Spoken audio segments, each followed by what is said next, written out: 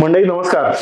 पार्थ भावस्कर या युट्यूब चॅनलमध्ये तुमचं मनापासून स्वागत. आज मी तुम्हाला महाराष्ट्राच्या विजयाची गोष्ट सांगणार आहे. हो, गंमत अशी आहे की आपल्याकडे शाळांमधनं जो इतिहास शिकवला जात नाही, किंबहुना ज्या इतिहासाची कधी मांडणीच केली जात नाही, आणि आपल्याला सतत असं वाटतं की अरे फ्रेंच राज्यक्रांती, रशियन राज्यक्रांती, आणि हेच आपण का शिकायचं? आम्ही ज्या मुलखामध्ये राहतो, आम्ही ज्या देशामध्ये राहतो, आम्ही ज्या मातीमध्ये राहतो, त्या मातीबद्दल आम्हाला कधी शिकवलंच जात नाही. म्हणून आज मी तुम्हाला महाराष्ट्राच्या विजयाची गोष्ट सांगणार आहे. ती काय गोष्ट आहे? महाराष्ट्राच्या विजयाची गोष्ट ही इतकी विलक्षण गोष्ट आहे की आपण त्याच्याबद्दल विचार करणं सोडून दिलेलं आहे. आपण कल्पना करा, आपल्याला शाळेमध्ये काय इतिहास शिकवला गेला? आपल्याला साधारणपणे ज्ञानेश्वर वगैरे संतवाणी मराठीला शिकवली गेली. ज्ञानेश्वर, तुकाराम, रामदास, एकनाथ वगैरे त्यांची सगळ्यांची अभंग रचना किंवा ओव्या त्या आपल्याला शिकवल्या गेल्या. त्याच्यानंतर स्पेसिफिकली महाराष्ट्राबद्दल असं आपल्याला काय शिकवलं गेलं? आपल्याला इतिहास सांगण्याची पद्धत इतकी विलक्षण होती आपल्याकडची.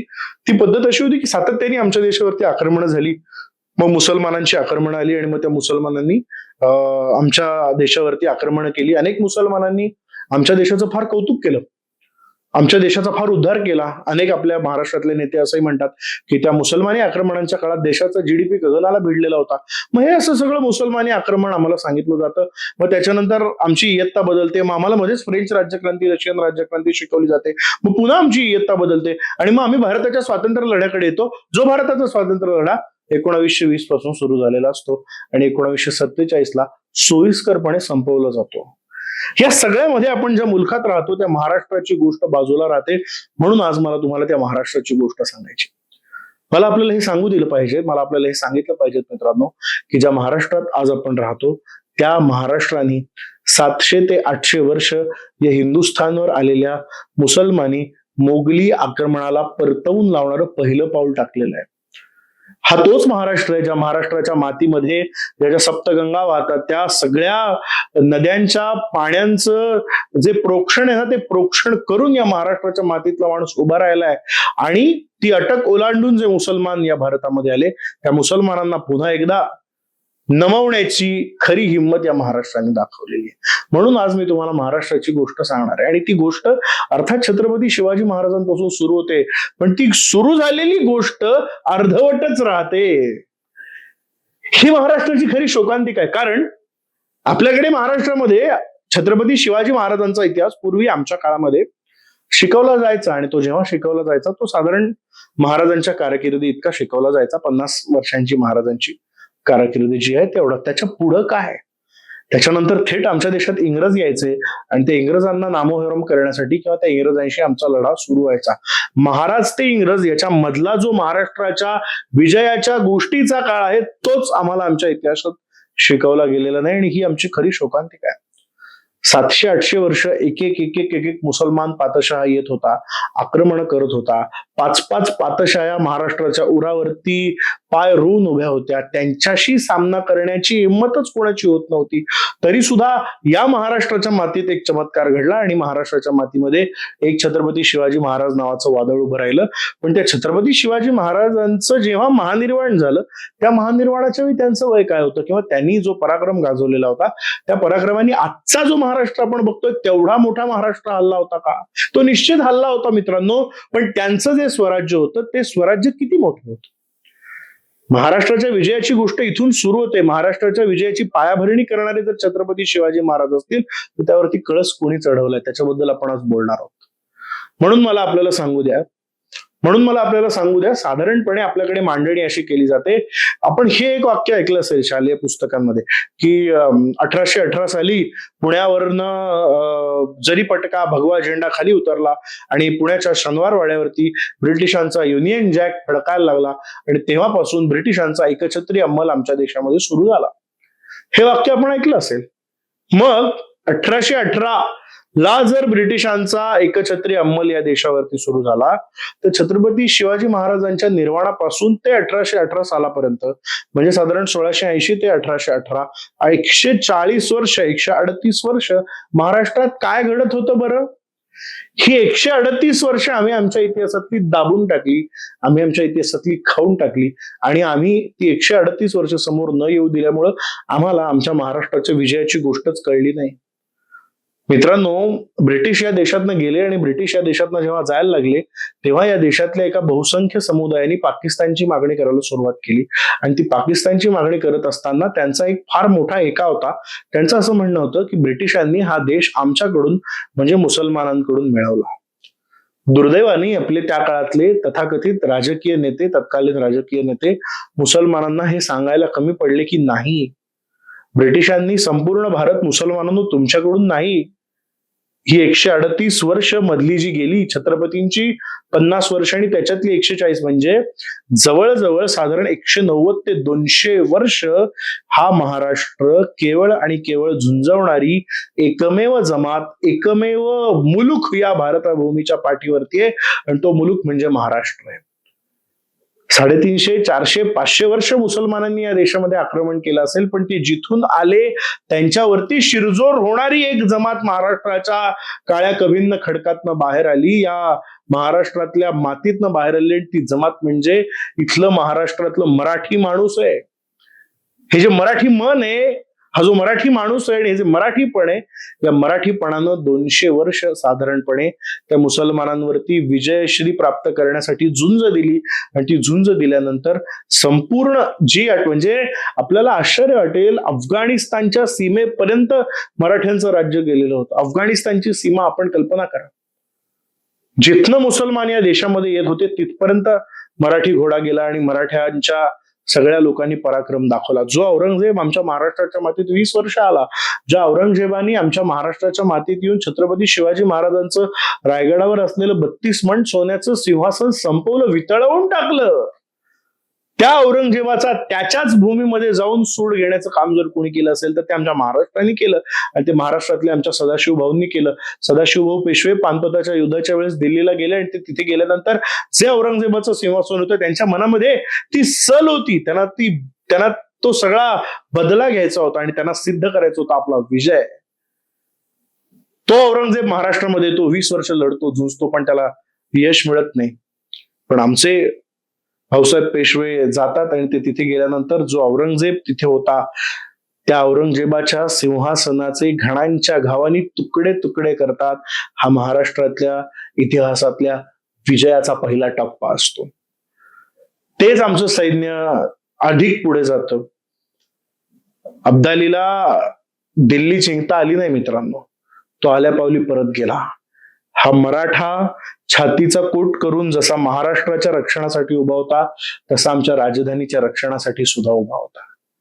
म्हणून मी आपल्याला सांगितलं, छत्रपतींचं राज्य 3.5 जिल्ह्यांचं असेल, पण त्या छत्रपतींनंतर शंभू छत्रपती, संभाजी महाराज, संताजी धनाजी, महाराणी ताराराणी, मग त्याच्यानंतर शाहू महाराज, मग बाळाजी विश्वनाथ पेशवे, मग त्याच्यानंतर बाजीराव चिमाजी, मग त्याच्यानंतर नानासाहेब पेशवे, सदाशिव, मग त्याच्यानंतर माधवराव, मग त्याच्यानंतर नाना फडणवीस, मग त्याच्यानंतर पुढची ती सगळी प्रभावळ ज्यांनी 140 वर्ष मराठी राज्य शर्तीनं राखलंय मित्रांनो, त्यांच्याबद्दल आपण बोलणार आहोत की नाही?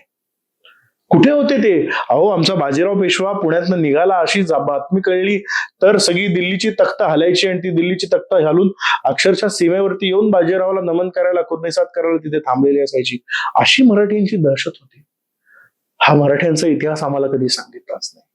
हे आमचं मराठीपण, हे आमचं मराठी मन आणि हा आमच्या मराठ्यांच्या विजयाचा झेंडा आम्हाला आमच्या पाठ्यपुस्तकांना कधी मिरवूच दिला नाही. दुर्दैव आमचं हे आहे की काल परवा बातमी मी अशी वाचली की NCERTच्या पुस्तकामध्ये मराठा साम्राज्याचा जो नकाशा होता तो नकाशाच म्हणे आता काढून टाकलेला आहे. याचं कारण म्हणे तिकडच्या राजस्थान का कुठल्या तरी एका आमदार खासदारांनी आक्षेप घेतला आणि त्यांनी असं सांगितलं म्हणे की तुमच्या मराठा साम्राज्याचे लोक आमच्यावरती आक्रमण करायला आले नाहीत, त्यामुळे आमचं साम्राज्य हे हिंदूंचंच होतं, ते आमच्यावरती आक्रमण करायला आले नाहीत, त्यामुळे आमचं राज्य हे मराठा राज्यांमध्ये घेऊ नका. अरे वेडे लोक आहात का तुम्ही? दुर्दैवाची गोष्ट ही की मराठे हे हिंदूंवरती का अत्याचार करतील, का अन्याय करतील? त्यांनाही माहितीये की जर एक हिंदू राजा राजस्थानामध्ये राज्य करतोय तर तो आपला शत्रू नाहीये. त्याच्या पलीकडे जाऊन अफगाणिस्तानकडचा, अटकेकडचा जो मुसलमान आहे तो मुसलमान आपला शत्रू आहे आणि त्याला या देशातनं नेस्तनाबूत करणं हे आपलं काम आहे. पण आज दुर्दैव आहे, आज महाराष्ट्राच्या एका महनमंगल पर्वाचा आपण आरंभ करतोय आणि त्या महाराष्ट्राच्या महनमंगल पर्वाच्या निमित्तानं मराठ्यांचाच इतिहास पाठ्यपुस्तकामधनं गायब होतो. याहून लाजिरवाणी गोष्ट काय असेल? म्हणून मी आपल्याला सांगतो की छत्रपती शिवाजी महाराजांपासून ते ब्रिटिश यांच्यापर्यंतचा मधला हा जो 140 वर्षांचा कालखंड आहे, तो 40 वर्षांचा विजयाचा कालखंड आमच्या पाठ्यपुस्तकातनं गाळून टाकला, आमच्या इतिहासातनं गाळून टाकला. मित्र हो, संपूर्ण भारताचा नकाशा डोळ्यापुढे आणा. संपूर्ण म्हणजे सगळ्यात आधी ब्रिटिशर्स हे पश्चिम बंगालमध्ये आले, त्यांनी बंगाल काबीज केलं, त्यांनी पंजाब काबीज केलं, त्यांनी दिल्ली काबीज केलं. त्याच्यानंतर ते मध्य भारतामध्ये आले, मध्य भारतातून दक्षिण भारताकडे आले, दक्षिण भारत काबीज केला, पण महाराष्ट्र काबीज करायचा राहिलेला होता. सगळ्यात शेवटी 1818 साली त्यांना महाराष्ट्र काबीज करता आला. महाराष्ट्र काबीज होईपर्यंत ब्रिटिशांच्या राज्याचा एकछत्री अंमल भारतावर बसलेला नव्हता. याचा अर्थ स्वराज्यासाठी सर्वाधिक झगडणारा, स्वराज्यासाठी सर्वाधिक विजय मिळवण्यासाठी आसुसलेला कुठला प्रांत असेल तर तो आपला महाराष्ट्र. हा असा आहे आपला महाराष्ट्र. अखेरीस शेवटी 1818 साली ब्रिटिशांनी तो विजय मिळवला, पण अखेरपर्यंत लढणारा आमचा महाराष्ट्र होता. म्हणून मी आपल्याला सांगतो, महाराष्ट्र, भारतातले इतर सगळे प्रांत त्यांनी नांग्या टाकल्या, त्यांच्या त्यांच्या परीने ते कदाचित लढले असतील, पण महाराष्ट्र इतकी लढण्याची हिंमत इतर प्रांत कदाचित दाखवू शकले नाहीत किंवा दाखवण्यात कमी पडले असं आपण म्हणू. पण आमचा महाराष्ट्र लढत राहिला, शेवटपर्यंत लढत राहिला. ही आमच्या महाराष्ट्राच्या विजयाची गोष्ट आहे. महाराष्ट्र दिनाच्या निमित्ताने जेव्हा आपण हा सगळा इतिहास जाणतो, तेव्हा आपण हे प्रामाणिकपणे सांगितलं पाहिजे, आपण ही गोष्ट ठसवली पाहिजे, लोकांपुढे मुरवली पाहिजे की सगळा भारत ब्रिटिशांनी जिंकला होता, पण हा महाराष्ट्र मात्र ब्रिटिशांच्या ताब्यात जायला तयार नव्हता. हा महाराष्ट्र अखेरपर्यंत झुंजत होता, हा महाराष्ट्र अखेरपर्यंत लढत होता. हा झुंजार आहे, हा लढाऊ महाराष्ट्र आहे मित्रांनो. म्हणून मी आपल्याला म्हणालो की महाराष्ट्राच्या ही विजयाची गोष्ट आहे. म्हणून मी आपल्याला म्हणालो, जर मुसलमानांची मागणी होती त्या काळात त्यांना उत्तर देणारा एकमेव नेता होता स्वातंत्र्यवीर सावरकर नावाचा. त्यांनी हिंदू पदपादशाही ग्रंथामध्ये या सगळ्या नोंदी केल्या आणि त्यांनी असं सांगितलेलं आहे की तुम्ही आज महाराष्ट्र किंवा संपूर्ण भारत हा मुसलमानांकडनं ब्रिटिशांनी घेतला, अशी जर तुमची मांडणी असेल तर माझं सरळ त्याला उत्तर आहे की मुसलमानांचा कुठेही राज्याचा या ठिकाणी लवलेशही उरलेला नसताना आमचा महाराष्ट्र लढत होता. 140 वर्ष लढत होता. त्याआधी 25 वर्ष छत्रपती महाराज लढत होते. 160 वर्ष हा महाराष्ट्र जो लढत होता, त्या लढणाऱ्या महाराष्ट्रांनी केवळ आणि केवळ एकच आदर्श घालून दिलेला आहे. त्या लढणाऱ्या महाराष्ट्रांनी एकच गोष्ट सांगितलेली आहे की ब्रिटिशांनी हा महाराष्ट्र मुसलमानांच्या नव्हे मराठ्यांच्या ताब्यात न घेतला. त्यामुळं या राष्ट्रावरती जर खरा हक्क कोणाचा असेल तर तो मराठ्यांचा आहे. म्हणून आपण म्हणतो या मराठी मुलखाचा तो हक्क आहे. म्हणून जेव्हा आपण महाराष्ट्र गीत गातो तेव्हा ते महाराष्ट्र गीत गाता गाता आपण अभिमानानं असं म्हणतो, दिल्लीचेही तख्त राखीतो महाराष्ट्र माझा. ते दिल्लीचं तख्त राखण्याचा, ते दिल्लीचं तख्त सांभाळण्याचा खरा अधिकार तुमच्या माझ्या महाराष्ट्राचा आहे. त्यामुळं ही महाराष्ट्राच्या संघर्षाची, ही महाराष्ट्राच्या विजयाची गोष्ट आज या निमित्तानं तुम्हाला सांगावीशी वाटली. तुम्हाला याबद्दल काय वाटतं? तुम्हाला हे जे विचार या युट्यूब चॅनलच्या माध्यमातून मी तुमच्या पुढे मांडत असतो, त्याबद्दल तुमचं काय मत आहे कमेंट बॉक्समध्ये व्यक्त व्हा. आणि जास्तीत जास्त लोकांना हा महाराष्ट्र शेवटपर्यंत लढवण्यामध्ये, शेवटपर्यंत टिकवण्यामध्ये जर कोणाचा वाटा, आणि मी पुन्हा सांगतो, जरी 1818 साली महाराष्ट्र हा ब्रिटिशांच्या ताब्यात गेला आणि संपूर्ण भारतावर ब्रिटिशांचा अंमल सुरू झाला, तरी ज्या प्रमुख क्रांतिकारी चळवळी आहेत ब्रिटिशांना या देशातनं हाकलून लावायच्या, त्या चळवळी सुरू करणारा सुद्धा महाराष्ट्रच आहे. 1857 नंतरचा जो प्रमुख सगळा इतिहास आहे आपला, त्या इतिहासामध्ये बघा ना कोण क्रांतिकारक आहेत. एक पंजाब मधले रामसिंग कुक आहेत आणि दुसरे आमच्या महाराष्ट्रातले वासुदेव बळवंत फडके आहेत. संपूर्ण भारतभर राष्ट्रीय शिक्षणाचा प्रसार करणारे आमचे बाळ गंगाधर टिळक महाराष्ट्रामधले आहेत. गोपाळ गणेश आगरकर समाज सुधारणेचं काम करणारे आमच्या महाराष्ट्र हा नेतृत्व करणाऱ्यांचा प्रांत आहे. अखिल भारताला क्रांतीची चळवळ देणारा जो विचार मांडला, तो विचार मांडणारे स्वातंत्र्यवीर सावरकर महाराष्ट्रातले. त्यामुळे स्वातंत्र्याचा विचार म्हणजे महाराष्ट्र आहे. स्वातंत्र्याचा हा जो विचार आहे तो देणारा जो प्रांत आहे तो आपला महाराष्ट्र. या महाराष्ट्राचा अभिमान बाळगा, या महाराष्ट्राच्या मातीवरती प्रेम करा असं आवाहन करतो. मी जे तळमळीनं विवेचन केलं ते आवडलं असेल तर कमेंट बॉक्समध्ये व्यक्त व्हा. जास्तीत जास्त लोकांपर्यंत हा इतिहास पोचवा. या निमित्ताने ह्याच्याबद्दल चर्चा होऊ दे. आणि देव देश धर्म याबद्दलच्या अपडेटसाठी बेल आयकॉन दाबून सबस्क्राईब करून ठेवा.